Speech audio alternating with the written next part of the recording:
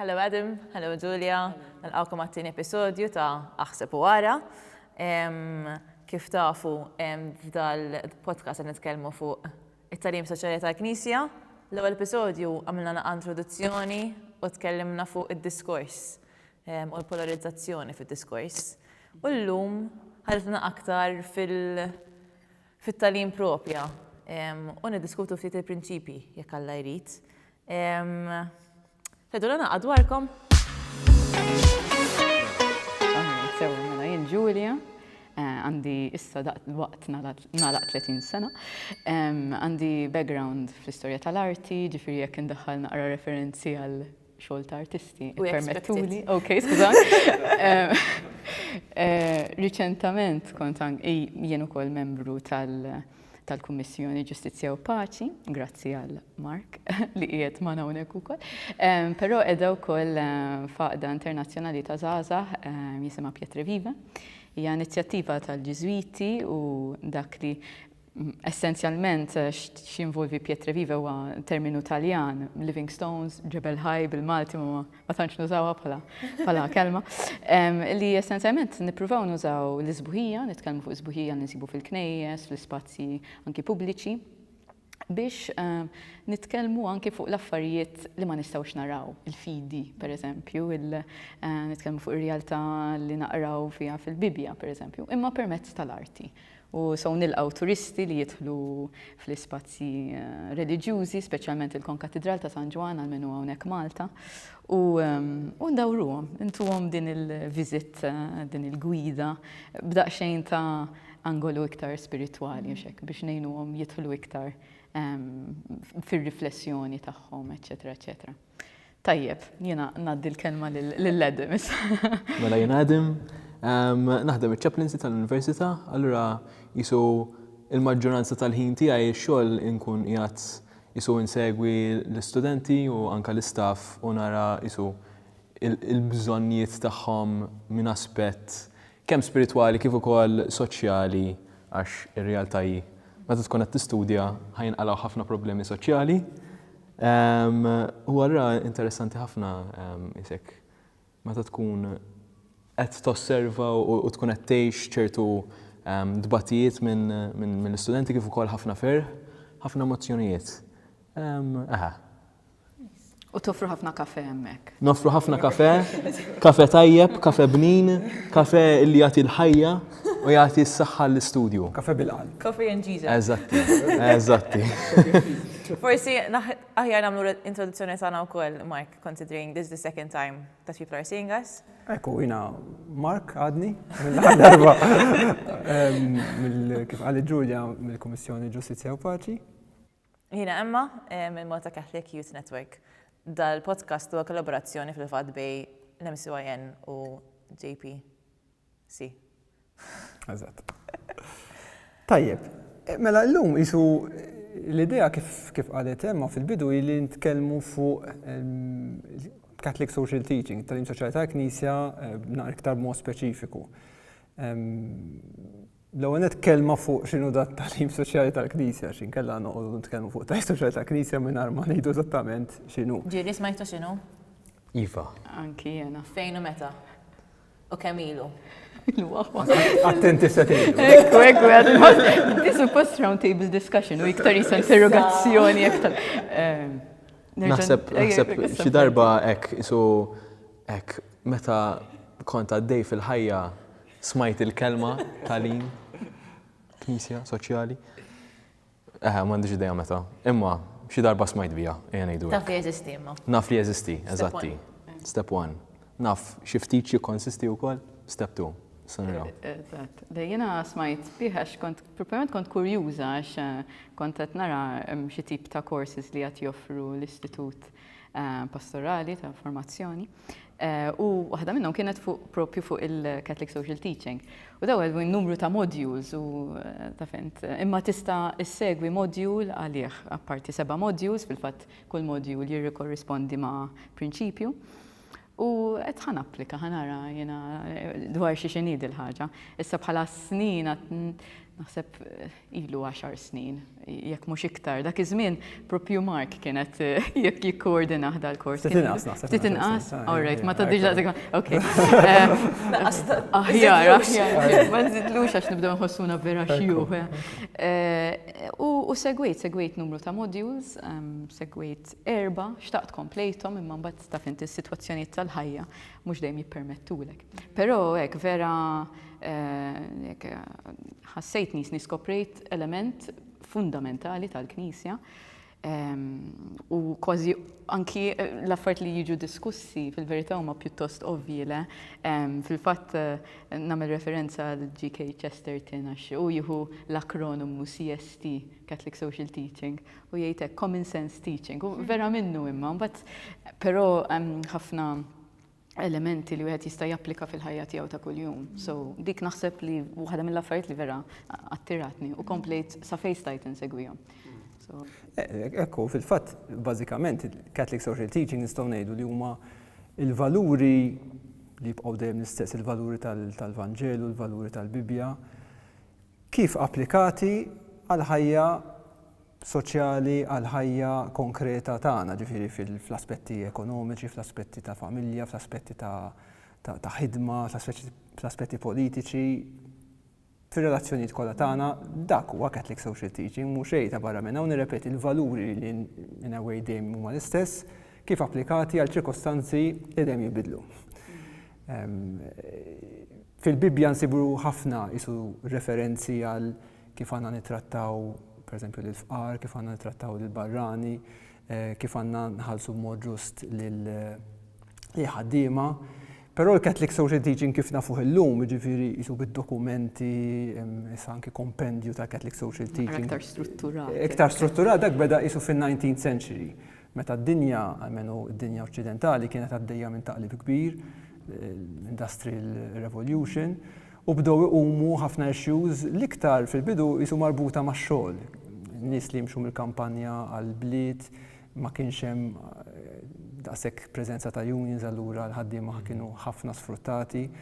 U l-Papiet, Papa Ljum 13, l-ewwel wieħed, kiteb dat dokument Rerum Novarum fuq daw affarijiet ġodda tfisser li jibni dan it-tagħlim soċjali ta' Knisja nirrepeti kif nafuh illum.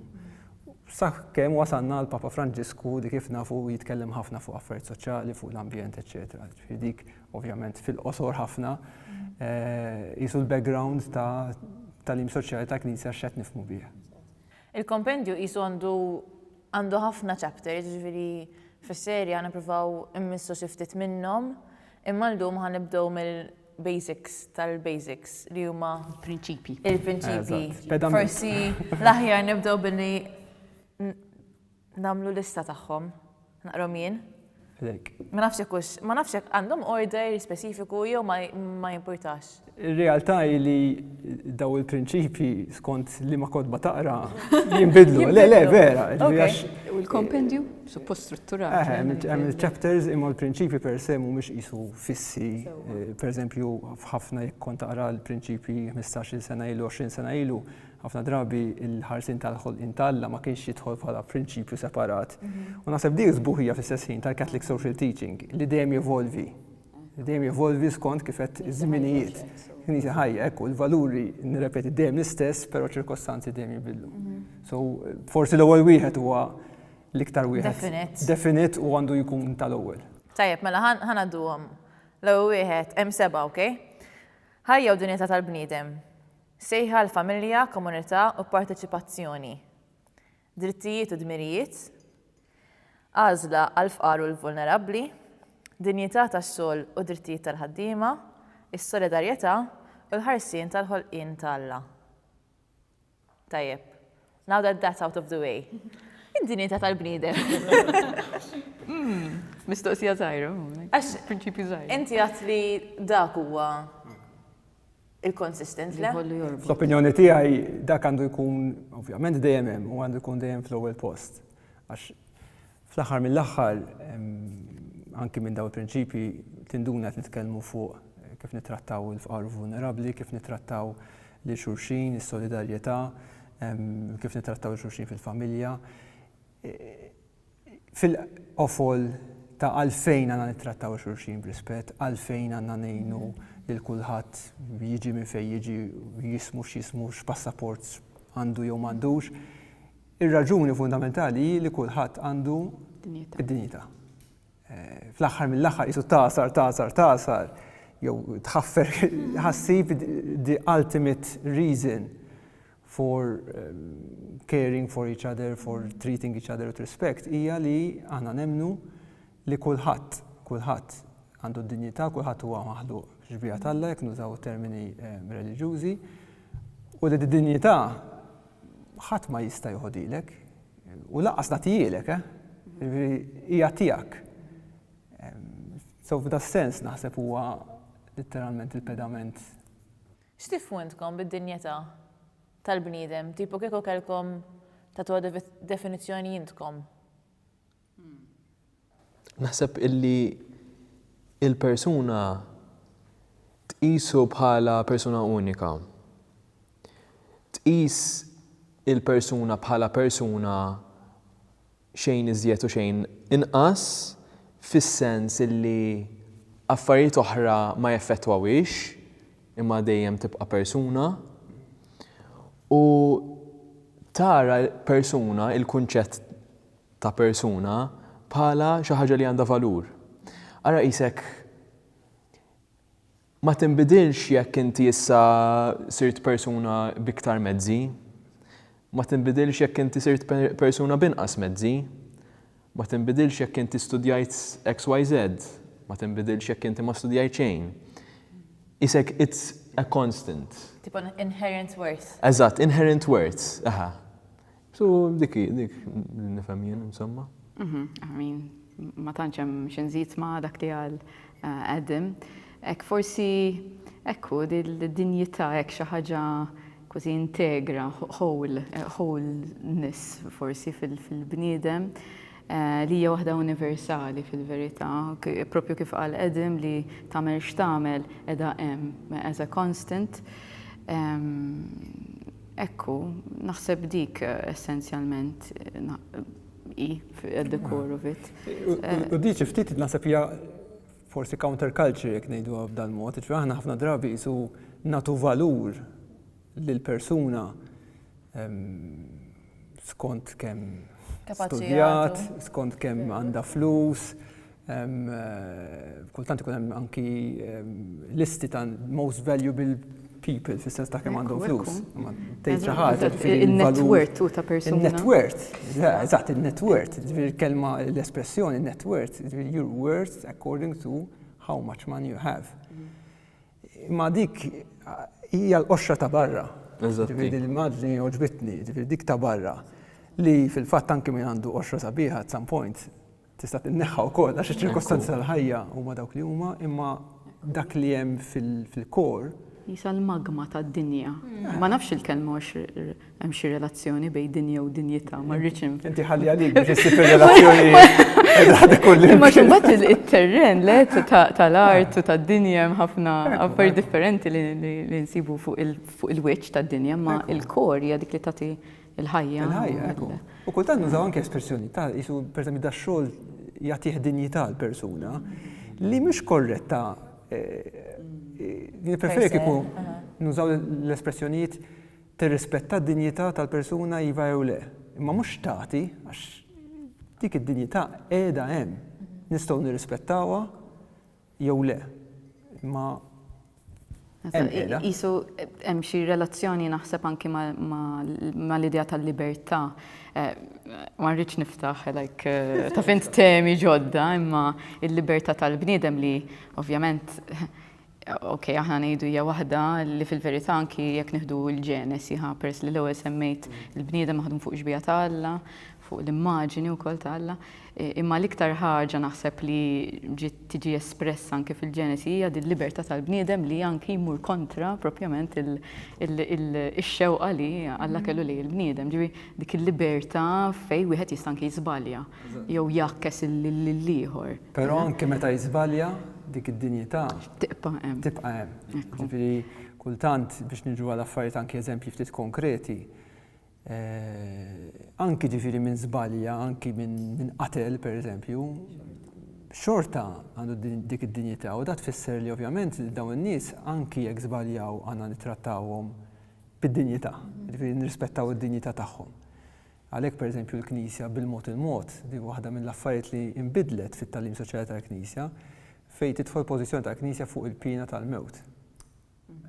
Kien hemm evoluzzjoni, kien hemm tibdil li wasanna f'punt issa fejn aħna ngħidu għamel x'għamel persuna jekk hu perikolus, ovvjament is-soċjetà għandha tieħu l-mezzi biex tipproteġi s-soċjetà, imma il-mewt le, għaliex għax l-ewwel dik hija qisu f'idejn Alla u għax id-dinjità tibqa' hemm.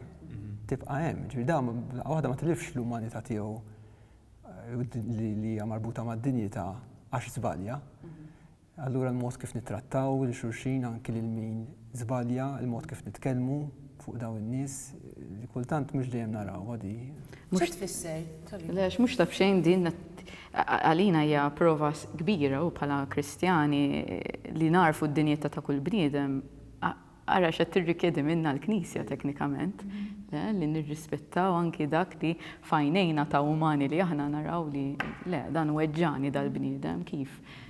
Imma fil-verità dak li ma jidirx id-dinjità tal-bniedem u li l-iktar ħaġa li għandha tispikka. This is a big challenge, għalmenu jenek nara pala. It is. Xi tfisser mhux in real life, imma fil-konkret li nirrispettaw, tipo faċli tajt tirrispetta d-dinjità ta' persuna, fiex istarraf dik? Fiex istarraf in everyday life? Rispondi. Ma iħna nħarsu lejk, forsi nistgħu naqbdu jinna f'xi sitwazzjoni, per eżempju, jinna fir-realtà ta' Malta fej l-immigrazzjoni forsi nistgħu biex nifmu forsi ftit iktar fiex issarraf id-dinjità. Ma l-ewwel diġà tkellimna ftit fuq il-background tan-nies u jisek anki aħna biex nintroduċu ruħna ngħidu x'nagħmlu kemm għandna ta' minn aħna simna bla bla bla. Imma xorta mhux qed immissu mad-dinjità tagħna, fis-sens qed ngħidu dak li hemm fuq is-superfiċju, imma mbagħad meta nitkellmu fuq il-qalba ta' dak li għamilna aħna, naħseb dik li rridu naslu. Ħafna darba nsaqsu xulxin x'tagħmel. X'tagħmel? Kważi kemm għandek flus u kemm għandek whatever, imma anki x'tagħmel tiddefinixxi l-persuna mentri huwa veru sa ċertu punt, imma xorta dik hija l-qoxra. Eżatt, ġifieri ma nafx at the core forsi li nibnu relazzjoni, forsi dak mod konkret li inti tirrikonoxxi il-persuna l-oħra imini u tant tirrikonoxxiha li trid tibni relazzjoni magħha. Pereżempju dak li ġej minn barra, li jiena nixtieq nibni relazzjoni ma' dik il-persuna bħala ħabib, bħala xi ħadd li qed nofrilu ħini l-ispazju tiegħi, qed inti ħajti teknikament, meta aħna nagħtu l-ħin lil-xulxin, qed nagħtu ħajjitna u x'hekk. Speċjalment meta llum il-ġurnata trid titħallas għal kollox, inkluż għall-ħin li inti qed tagħti. Ma meta inti tagħmilha bil-libertà kollha u mingħajr ħlas, isak qed toffri dak l-ispazju biex tibni relazzjoni mal-ieħor jew mal-oħra. Ikun min ikun. Naħseb hemmhekk tirrikonoxxi id-dinjità tal-persuna l-oħra.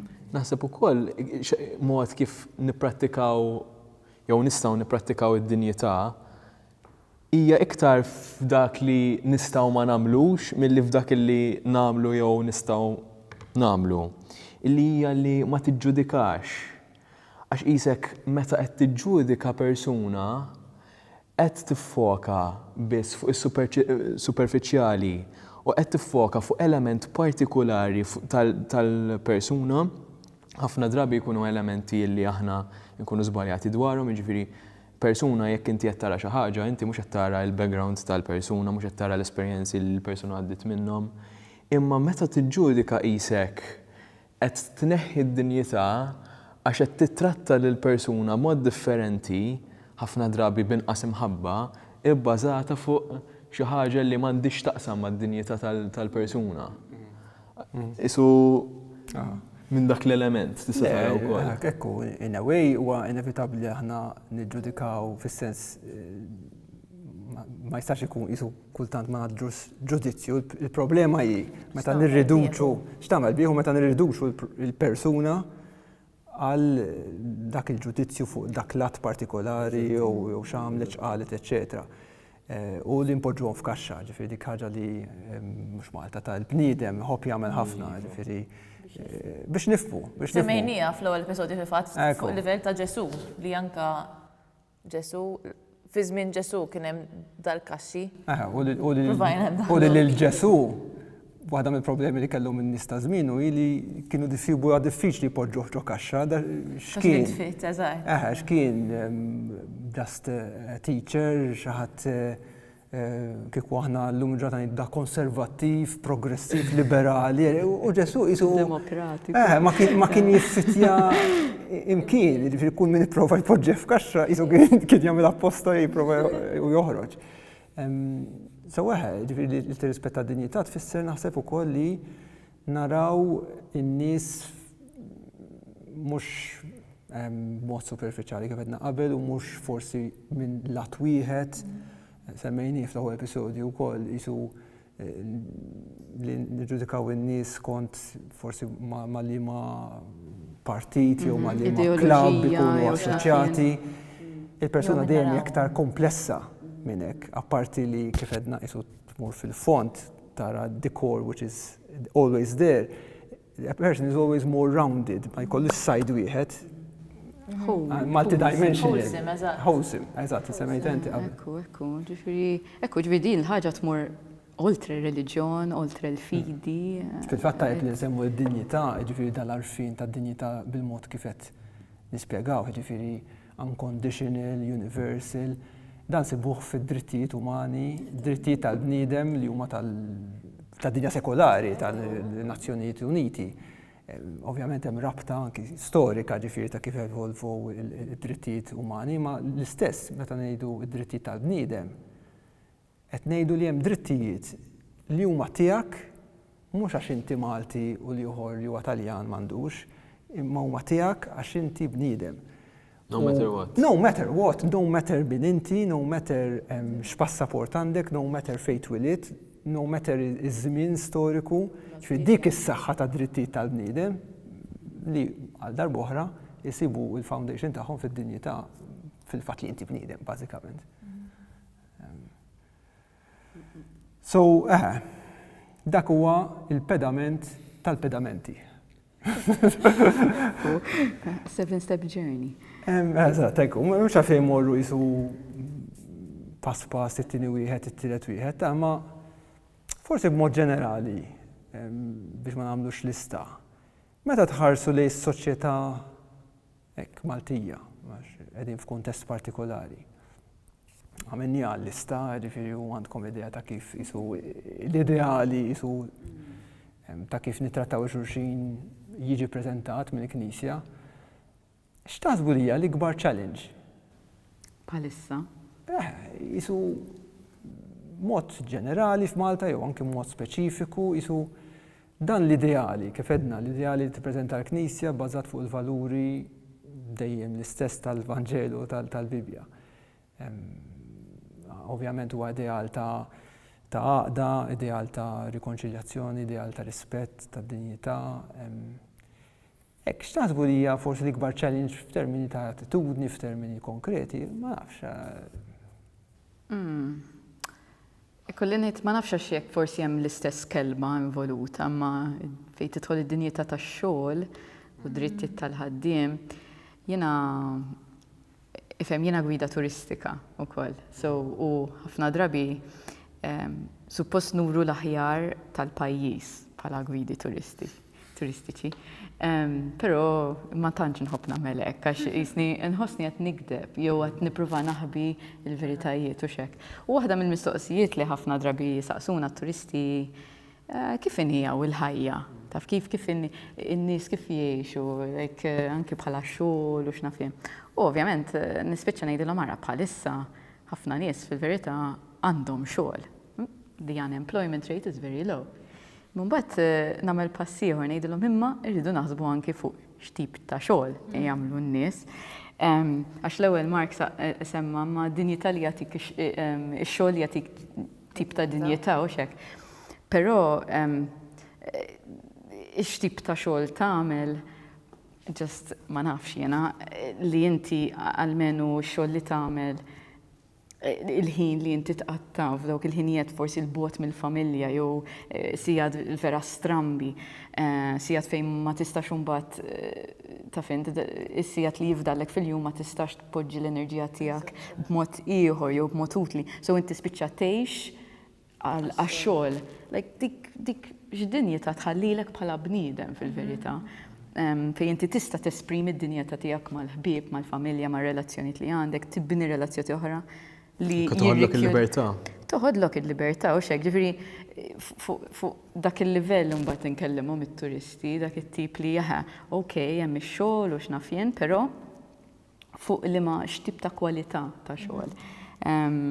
U naħseb dik l-iktar ħaġa li hekk anki tolqothom it-turisti għax ma niqpgħux naħsbu fuq in-numri li nagħmlu anki f'kull kuntest naħsbu fuq in-numri, anki l-immigranti kemm daħlu. Hekk dak it-tip kollox numri u x'hekk u perċentwali.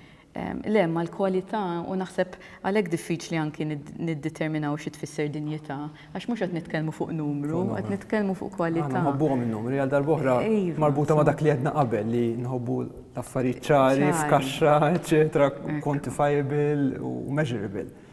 U bħalma huwa diffiċli qisu li d-dinjità naraw eżattament xi tfisser.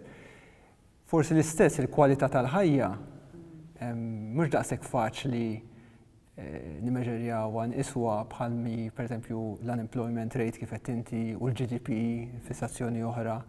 Mentri l-GDP jista' jkun qed jikber imma jista' jkun hemm nies li anke fit-tkabbir ekonomiku kbir qed ibatu qed jibqgħu at the margins tas-soċjetà. Jiġifieri di tal-kwalità tal-ħajja li by the way mhix biss kwistjoni ta' min jaqla paga mhux biżżejjed biex ilaħħaq mal-ħajja. Inti semmejt il-kwistjoni ta' min jaħdem sigħat twal. Ma jkollux ħajja. Li ma jkollux ħajja, jiġifieri jista' jkun qed taqla ħafna flus. Imma m'għandekx ħin għall-familja, ġifieri wieħed mill-prinċipji tal-Im Soċjali tal-Knisja, ġifieri allura mistoqsija hija jien qed ngħix biex hekk biex nara l-bank account tiela jola, qed naħdem biex ngħix jew ngħix biex naħdem. U jew inkella jiena hija tas-servizz tal-ekonomija jew l-ekonomija kif għandu jkun huwa s-servizz tal-bniedem. U ta' tkabbir integrali mhux biss lat wieħed tal-bniedem. Xi dawn huma issues kbar, ġifieri li qed naffrontaw mhux biss bħala pajjiż, ġifieri bħala komunità dinjija. X'taħsbu li huma konsegwenzi meta dal-prinċipi, issa semmejna prinċipi differenti l-partiċipazzjoni fis-soċjetà, l-familja, dinjità tax-xogħol, il-fqar. X'taħsbu meta dal-prinċipi ma ngħixuhomx, x'inhi l-konsegwenza?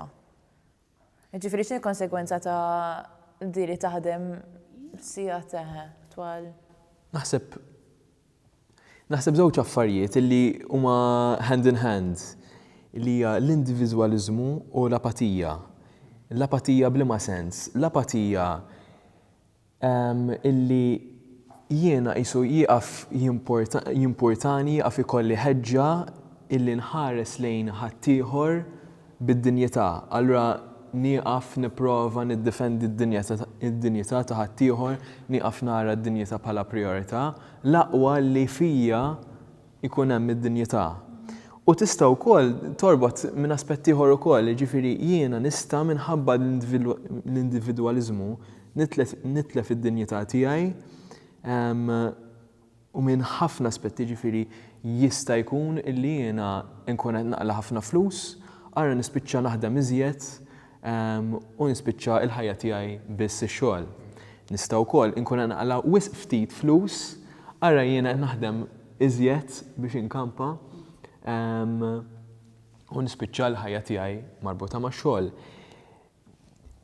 Żewġ problemi li teknikament l-istess outcome għandhom, imma is-sors huwa differenti u isu il-mod li għandna nħarsu lejn il-problema wkoll għandha tkun differenti. Imma meta jkun hemm isu il-blindness għal ħaddieħor li verament kemm nibdew niffokaw fuqna nfusna, anke jekk għax m'għandniex għażla, anke jekk tant aħna disprati, tant kemm għandna bżonn naqalgħu lira għax inkella nkunu mġewħin. Sfortunatament, sitwazzjonijiet diffiċli wkoll jamuna għad-dinjeta ta' ħaddieħor għax nibdew biss niffokaw fuqna nfusna. Naħseb dawk huma problemi li jistgħu anke jiskalaw. Li jkollok poplu, is-soċjetà ma jifdalx min ikun lest illi sagrifika parti minnu għad-dinjeta tagħhom stess u ta' ħaddieħor. U dika tista' toħloq problemi kbar. Self-feeding cycle qisu wkoll. Eżatti. Naħseb xi ħaġa li torbot ftit ma' l-individwaliżmu bħalma semma Adam naqbel fil-fatt hija l-kelma frammentazzjoni. Jekk l-ewwel semmejna il-wholesomeness naħseb l-oppost hux il-konsegwenzi li ma narfux dik il-dinjità hija l-frammentazzjoni u naħseb anke meta impoġġu nies ġo kaxxa dak li qed nagħmlu qed nifframmentaw il-partijiet l-oħra li jagħmlu bniedem sieħ u xek, jew komunità sieħa, tifframmenta lura anke daw ir-relazzjonijiet, daw il-bonds, il-mod kif naraw il-ħajja anke b'mod integrali li kollox konness. Li l-ħolqien, il-post li ngħixu fih għandu impatt dirett fuqi imma anke fuq in-nies l-oħrajn ta' madwari li taffettwa mbagħad il-kwalità tax-xogħol li nagħmel, eċetera, eċetera. Ġifieri qisu kollox konness u xek. U l-kontra ta' individwaliżmu hija s-solidarità. Ġifieri r-realtà jew il-valur li aħna we're in this together u mhux biss bħala slogan għax kieku bħala slogan. Zifna? Nisma'wa ħafna u nisma'wa ħafna wkoll fil-miliet, meta sal miliet, imma solidarjetà mhix biss la slogan ovvjament u laqqas ta' darba fis-sena. Hija this realization that we are really connected.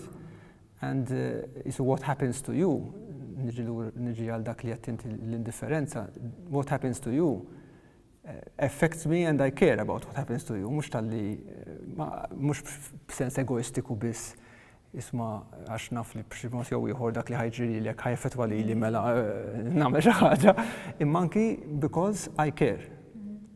U solidarjetà hija dik mhijiex biss sentiment, nirrepeti mhix biss slogan ovvjament, mhix biss ta' darba fis-sena, tfisser li jiena b'mod konkret u b'mod isu fit-tul u mhux ta' darba jiena verament inħossni parti minn komunità, jiena nħossni parti minn soċjetà u li mhux biss inħares lejn x'jaqbel lili. Fidi wkoll kultant nisma'wa ħafna ma jaqbilli, ħantikom eżempju. Jaqbilli jew what's in it for me, ġifieri kull darba, kull sena lejn Ottubru, Novembru jkollna l-budget. U issa saret drawwa li l-għada tal-budget fil-gazzetti kollha jew fil-news portals ikun hemm what's in it for me. U li di dejjem tinifajni. Nifhimha għax inti ovvjament jekk inti naf miżżewweġ bit-tfal tara ġifieri fil-budget xemm għal familji miż-żewġa bit-tfal. Imma x'qed tgħid? X'qed tgħid? Tgħid li inti il-budget li fil-fatt huwa dokument importanti mhux m'għandux ikun hekk għax handing out of goodies, imma jagħti direzzjoni lis-soċjetà. Lis-soċjetà kollha kemm hi u li tħares il-ġid komuni. Imma b'dal-headline qed ngħidu li l-iktar importanti huwa se nieħu jien. Li nirrepeti, nifhimha x'kulħadd ikollu bżonnijiet tiegħu, imma jekk nieqfu hemmhekk x'qed ngħidu? Qed ngħidu li jekk jiena minn qed nġib l-eżempju tal-budget ħrixt tajjeb, x'jiġri lilek? Ma importax.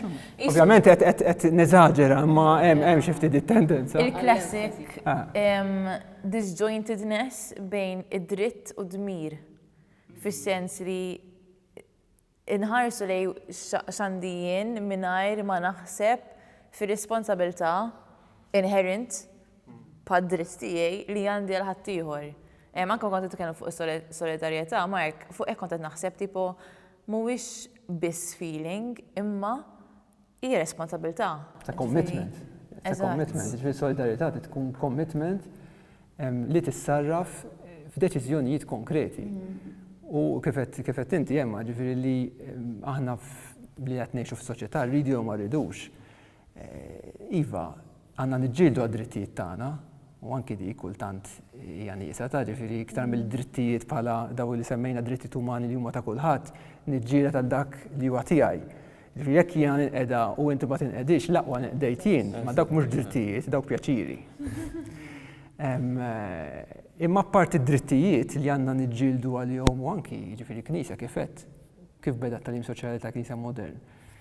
Bid-drittijiet ta' ħaddiema b'enfasi fuq li l-ħaddiema mhux billi tagħtihom xi ħaġa, għandhom ikollhom salarju minimu, għandhom ikollu numru limitat ta' sigħat u mhux illimitat. Fid-drittijiet huma importantissimi. Imma għal kull dritt hemm id-dmir. Hemm id-dmir. Ġifieri l-aħħar darba semmejna l-kwestjoni tas-social media kif napparteċipaw fis-soċjetà, fid-dibattitu, eċċetera. Thank God, illum kulħadd għandu l-mezzi biex jipparteċipa fuq social media, eċċetera, fid-dibattitu.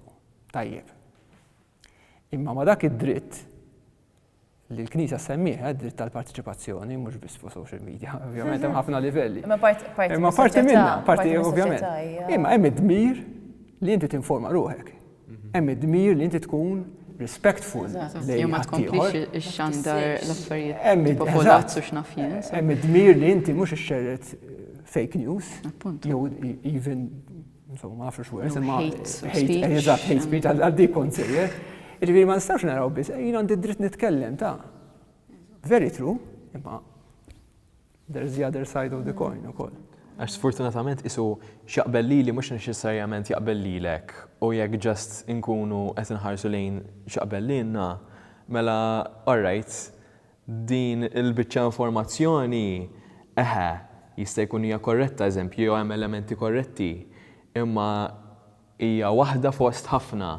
Ara mbagħad x'tagħmel? Taqbad dik il-biċċa informazzjoni, kollox li hemm apparti dik jew li ma jaqbilx miegħu tinjoraħ din u ġast tiffoka fuq dik il-ħaġa. U mbagħad il-bniedem l-ieħor illi jibgħati għax fl-aħħar mill-aħħar jekk għandek xi ħaġa li qed tiġġieled għaliha, jista' jkun hemm xi ħadd ieħor qed jiġġieled għal xi ħaġa apposta raġuni. Ekku. Naħseb dik parti mill-problema li ma narfux min qed ibagħti konsegwenza tal-għażliet tiegħi. So, per eżempju, biex niqpa' fuq l-istess, qisu eżempju ta' social media, jekk Adam jgħid qudiemi, okay, and I'm going to say something hateful, I'm going to see the look on his face. Ġifieri, whether or not it stops me, it's a different story, but I can see the person hurting. Social media creates distance. So if I message him, I'm not going to see his face. Allura jisu faċli fil-komplement tal-ħajja wkoll ma nirrealizzax min qed ibagħti konsegwenza tal-azzjonijiet tiegħi għaliex jien għandi dritt nagħmel hekk. U dan huwa naħseb ġifieri dan l-element ta' niftħu ftit iktar għajnejna ta' fl-aħħar mill-aħħar u ma nafx Adam jew. Adam semmija. Nkunu għomi. Nkunu għomi, tant inkunu isu fil-babil tagħna, tant bl-istress tal-ħajja, ħajja dejjem iżjed maġla, li laqas nindunaw ta' ħafna drabi ġifieri mhux kattiverja, ġifieri eżempju ieħor li wkoll jagħtini fajni, ħafna affarijiet qed nifajni kif qed taraw. Imma nej biss għandek għajnejn. Attent, Mark. Tat-traffiku. Tal-hazards jiena. Ekku. Skont qed naħseb.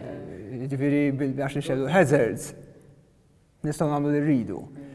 U għal darb'oħra tgħidli x'differenza tagħmel. Fil-fatt tagħmel, speċjalment jekk tagħmel hazards u tipparkja biex tinqeda inti eżatt quddiem il-grocer f'nofs ta' triq. Hemm nies li ma jistawx jgħaddu dik it-triq jew ħaj jistennew xi 3 minuti qed in-nies jew fil-periklu. inkella qiegħed fin-nies fil-periklu jew inkella trid tfaħħanaqa fuq il-bankina u dik il-mara u dak ir-raġel bil-puxċer ma jistawx jgħaddu u xi ħadd bil-wheelchair. Ġifieri hemm konsegwenzi f'dal każ, ħafna drabi hemm konsegwenzi jew inkella xi ħadd jirrabja. Ġifieri anki emozjonalment inti qed teffettwa il-mod kif insuq mhux biss kif nipparkjaw ta' il-mod kif insuq aħna qed niffettwaw. Ħafna drabi sfortunatament noħolqu periklu, ma anki noħolqu rabja, noħolqu Frustrazzjoni. there is a consequence to many of our actions. Anki bħala passive travelers, jien pereżempju ġejt bħala illum ġejt b'tal-linja hawnhekk u hekk bdejt inħares lejn in-nies u konta tinħares ta' fejn daw fejn tħares lura flok il-qudiem daw il-double seat u konta tinħares lejn in-nies għax ma tantx kien hemm xi iktar x'inħares. U kulħadd min kien quddiem kulħadd iħares lejn il-mobile u bil-headphones ġifieri daw ġo totalment ġo bubble għalihom. Issa setat telet mara jew anzjana li kellhom bżonn xi ħadd biex iqumilhom mhux hekk tal-linja għax fil-verità kienet mimlija. Imma jekk kulħadd huwa mitluf f'din il-bubble minkejja li qed jivvjaġġa ma qed jagħmel xejn ta' imma dik il-lack of awareness ta' x'qed jiġri madwarna. Tistaħe anki jisna nħonqsuha minn dan il-ġest ta' żgħir ta' mħabba li nistgħu nuru lejn xi ħadd ieħor. Le tirrikonoxxi l-preżenza ta' xi ħadd li forsi għandu bżonn għajnuna aktar minn ieħor. Ekku, terminu li ħan nisimgħu ta' kemm il-darba ta' il-programmi li jorbot ma' dan li qed ngħidu huwa ta' ġid komuni. U li nisimgħuh ukoll ta' drabi jsir slogan jisu l-ġid komuni. Common good, whatever. U kif tifhmu l-Knisja tissemplifika ħafna huwa mhux just the aggregate, għax the aggregate jew the average, meta għandek average inti jista' jkollok jekk għandek average ta' 1000 persuna kemm għandhom flus, jista' jkollok 2 li m'għandhom xejn. Imma l-average ikun għoli. Kif tifhmu l-Knisja, ġifieri the common good is being promoted jekk m'hemmx ħadd li huwa esklus. Mod sempliċi ta' kif nispjega dan il-kunċett huwa li trid timmaġinah qisu multiplication sum. Mhux addition. Għax addition once again se jkollok 1 + 1 + 0 u għandek 2. Imma qed tagħmel multiplication u għandek xi 0 x'imkien. Dejjem 0. Dejjem 0. Ġifieri inti fis-soċjetà tittara mhux nirrepeti the aggregate, mhux the average, mhux the sum. Hemm xi ħadd li minħabba deċiżjonijiet konkreti, jista' jkunu policies, jew jista' jkun deċiżjonijiet tagħna, daily whatever decisions, xi ħadd li qed ibati. U jekk hemm persuna waħda jew kategorija ta' nies jew grupp ta' nies, inti tgħid nista' nagħmel xi ħaġa insaqsi u ma nqgħodx bi kwieta sakemm nara x'nista' nagħmel. It's a very tall order, it's very demanding, ejja nkun onesti. Speċjalment bil-ġen tal-ġurnata. Mhux hekk. Biex tagħmel ħin għal ħadd U ieħor. pratikament qed ngħidu li qatt ma tkun bikwietek għax dejjem ħajkun hemm xi ħadd. But that I think is also part of our mission li qisu dejjem inkunu on the alert. Ma nasbux li ħansalvaw id-dinja, għaxak wieħed kien isalva d-dinja. U żbuħija. U żbuħija. Beauty can save the world. Beauty can save the world. Dostoevsky. Eżatt. L-idiota ma m'hemmx ta' Imma li nagħmlu dak li nistgħu. Li nagħmlu dak li nistgħu. Forsi qed inkunu ftit kritiċi ma nafx ma rridx naqta' qalb in-nies, jiġifieri għax forsi qed inkunu ma nafx kritiċi żejjed tas-soċjetà mhux taħsbu li hemm pożittiv ejja nkunu ftit iktar. Mhux biex inkunu pożittivi għax dik id-dejjaqni wkoll. For the sake of it, but to be Tajb ngħidulu hopeful. tajjeb, eżatt. To be hopeful. To be hopeful. It's important to recognize the signs of hope. Imqarri tkun serrija bħal tal-Vanġelu. Għajdilna storja ġu. Eddu ma tisaqsi. Li għandha x'taqsam mat-toroq, pereżempju. Eżatt. Mela, sekonda. Għaliex din l-istorja diġà smajta jien sewwa u nixtieq li Ġulja tajda. Ok. So, Għax Ġulja għandha tgħidilna x'taqsam storja mat-traffiku, Eżatt, għandha it fits x'taqsam. perfectly. Għandha x'taqsam ma fej jissoltu naraw ħafna hazard lights jiexelu f'daqqa waħda fit-triq. Għandha x'taqsam, hija storja personali fil-verità. Kont tinsuq mill-Ħamrun, ħansemmih il-post. U kont daqsxejn maġla għax-xogħol, ngħid kollox. So ovvjament meta tkun maġla li x-xogħol tibda anke forsi tawweġ naqra regoli jint stess u xek. U ħin minnhom kien hemm kelli nieqaf fit-traffic u bdejt ngħid tara wkoll issa rġejt waqaft fit-traffic u imnalla waqaf ta' dak il-ħin eżatt taqsam din il-mara xwejħa. U ħares lejha jenet il-laħwa minna u taqsam din il-mara xwejħa u taqsam bil-mot il-laħwa. Unek ħajta jara xi ħadd żgur u ħanara dis-sitwazzjoni. Għax literalment qudiemi kienet. Imma propju dak il-ħin jienu naħseb dan kollu. Ġiet mara ħdejha u bdiet takkumpanja taqsam it-triq. U għall-ewwel jien ħsibt ara tafa dil-mara, probabbli binta, għattejna taqsam it-triq. U għaddew eżatt minn quddiem il-karozza tiegħi u ġo moħħi sejra tajjeb, ma kienx hemm zebra crossing, però dak il-ħin just hekk dit-tenerezza ta' mara tejn mara oħra taqsam it-triq u fl-aħħar l-isbaħ ġest ta' ptipa fuq id-dar xwejħa u l-mara li jenet ta' taqsam it-triq komplet b'dak li kellha tagħmel. U daqshekk, u jiena erġajt bdejt insuq. U daqshekk, u dak il-ħin għaddiju traffiku, għaddiju kont tar tax-xogħol, ġust bidluli l-ħsieb kollu u l-frustrazzjoni li kelli. F'mument hekk ma nafx kien vera moment sabiħ. Random act of kindness. Random act of kindness u kemm nixtieq nittama li min kien warajja fil-traffiku rah dan il-ġest. It's contagious, pal meta nitħu, it's actually very contagious. U dakinhar u sal-lum il-ġurnata saddew 4 xhur naħseb mindu ġrad din. U dan, moment vera żgħir f'mument ta' ġen kbir, kuljum jiġri xi ħaġa hekk. Jekk noqogħdu attenti u di terġa' torbot ftit ma' l-awareness u tunnel vision li għandna, jisna għandna aim wara aim. We have to perform and deliver. Imma hekk nitilfu ħafna din iż-żbuħija. U naħseb ukoll meta xi ħaġa tkun ġejja mill-qalb. M'hemmx bżonn illi tagħmilha, imma tagħmilha isek tkun bil-mod il-mod qed tiftaħ il-bieb għalik innifsek u għal ħadd ieħor bl-eżempju illi tagħmel affarijiet tajbin għal ħadd ieħor ikunu iktar norma. Ara eżempju, inti rajt din il-persuna illi isek tejn lil-mara oħra taqsam. Isek billi tara biss diġà qed tittik xi ħaġa minn ġewwa li inti trid illi tkun hemm għal ħadd ieħor anke jekk ma tkunx taf il-persuna u billi tkun aware isek imbagħad tibda anke tħares lejn id-dinja b'mod differenti għax tibda tkun aware tan-nies u tibda tara n-nies bħala nies, mhux bħala oġġetti għaddejjin illi ostakli aqbiż li min-nofs għandi bżonn nasal ix-xogħol issa, imma tibda tgħid, all right, din mara għandha bżonn taqsam, m'hemmx tagħmel qed taqsam. Imma malli tiftaħ għajnejk għal dik il-ħaġa, u mbagħad ikun hemm xi ħadd u tibda tinnota, dal-persuna xi kultant rajtu hawnhekk u tidher ftit stressjata. Forsi nqala xi ħaġa. Mela ejja nsaqsi l-persuna.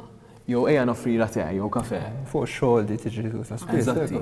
U tiġri kullum kien. U jekk tinfetaħ għal possibilità li tagħmel ġid żgħir lil ħadd ieħor selflessly għax inti ma ħadd xejn minnha. U mbagħad vera isek tibda tinnota l-bżonn u iktar tkun lest illi timlih il-bżonn. It's like a massive being exercise, no? Eżatti. The first time it's very difficult, the second time you're going to have more comfort because of the first time, but the more you do it, the more confident and you are. Interessanti li l-Papa fil-Enċiklika Fratelli Tutti juża l-espressjoni inwessaw il-qalb tagħna. Literalment, u jiza għas-soċjetà kollha kemm imma ovvjament fuq livell individwali wkoll. Propju tmur f'direzzjoni ta' opening and we need to first time maybe it will You need leverage probably the first time. It will be difficult, imma jekk tieni tielet darba ovvjament, il-qalb tagħna at some point ħatkun wiesa fiha nfisha jekk imma it doesn't come automatically. Ġifieri dik li tgħid l-espressjoni that it takes an effort. Isu jekk nibqgħu għaddejjin bil-momentum tal-ħajja mhux se tiġri, we have to stop and consciously take the decision to widen our hearts. U tirrikjedi effort u sagrifiċċju.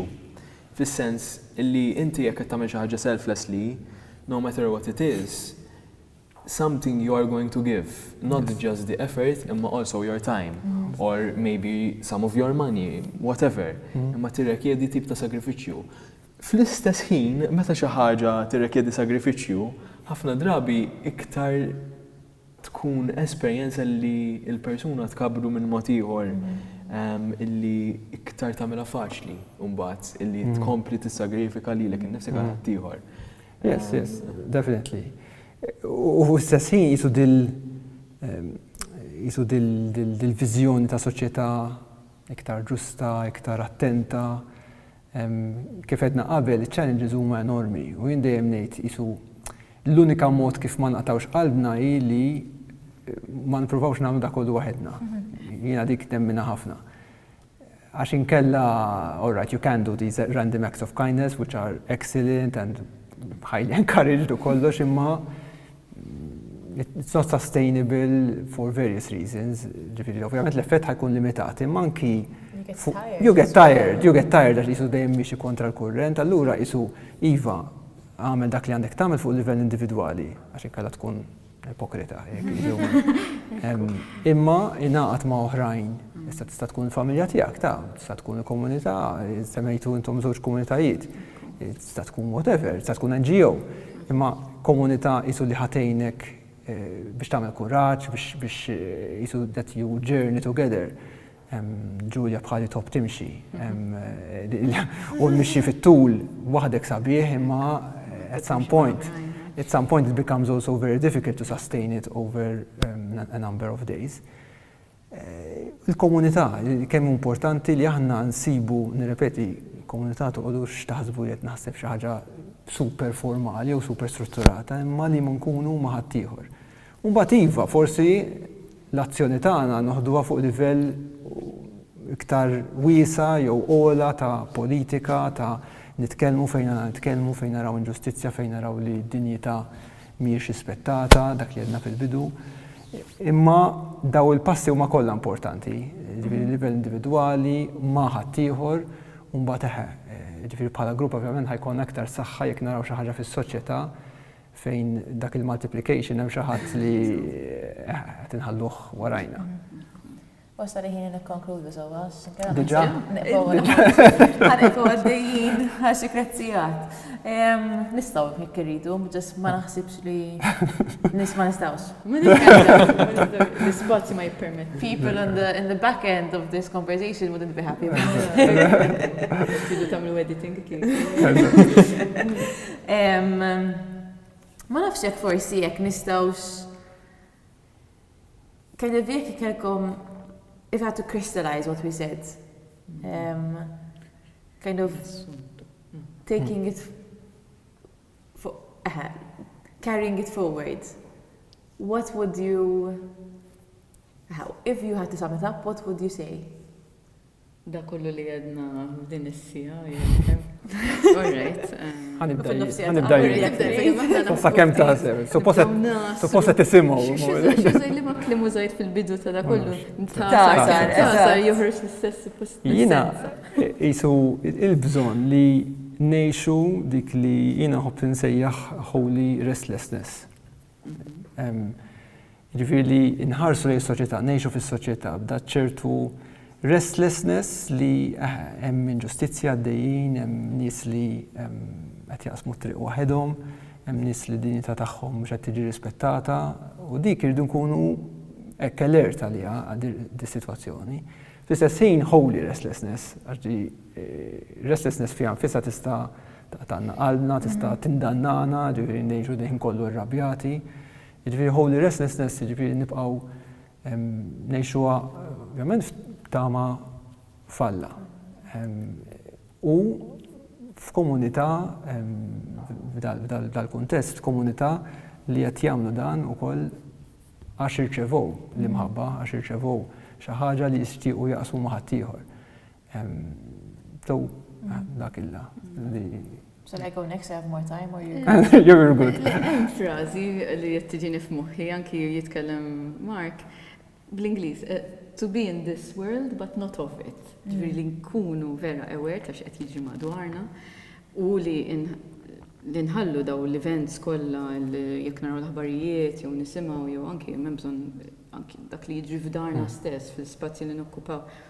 Li nkunu aware ta' kif qed jaffettwawna. So dik l-indifferenza li semma Adam, li actually niġġieldu kontra dik l-indifferenza, ma dik it's to be in this world. Imma il-punt li ħarxin kella nkunu overwhelmed u xek. Kif jgħid Papa Giovanni Paolo II, we need beauty in order not to sink in despair. Iżbuħija li xi ħaġa li tmur lilin, imma ħna għandna l-fidi, twemmin tagħna, daw il-prinċipi li huma faslin anke fuq il-Bibja, li fakruna li fl-aħħar mill-aħħar ukoll maħniex permanenti u naħseb dak isa qed introduċi daqsxejn ta' bilanċ ta' kif għandna ngħixu f'din id-dinja. So nistgħu nitkellmu fuq lilin bħala support, approach ta' kif nistgħu ngħixu aħjar f'din id-dinja. Nibnu relazzjonijiet vera sodi u ġenwini, naħsbu fuq il-ġid komuni, kbir kemmu kbir bħala u overwhelming kemmu overwhelming bħala ħaġa. Però naħseb dan il-bilanċ to be in this world but at the same time remembering that we are not of it. ħana batna qamatija. To be honest, jena ħan iċċitja. Għaliex? No. Isu l-frazi li għalija sums up kind of the conversation hija xaġa li semma ben l-episod li għadda. Li hija li meta tara sej persuna you approaching as Moses approached the burning bush. In complete awareness of their dignity. U rrit narbat ma tijak għax isu dik fakritni fl-aspet infinit li kull persona għandha ruħ. U dinjità hija li tkun kapaċi li tirrispetta l-persuna tar-ruħ. So naħseb dik u li kollox li ħaġa li semmejna, ġifieri jekk hux iż-żero jew li l-persuna taħdem taħdem biżejjed li ma jkollix ħajja barra x-xogħol, kollha li hija torbot ma dak l-aspett. Last but not least. We have anything to say? X'kien? Ara, hemm żewġ modi kif tagħmilha, it-tnejn ishom nofs ċajta, waħda minnhom hija għex il-prinċipji, it-tieni waħda hija ħares lejn kulħadd inkluż lilek innifsek bl-imħabba.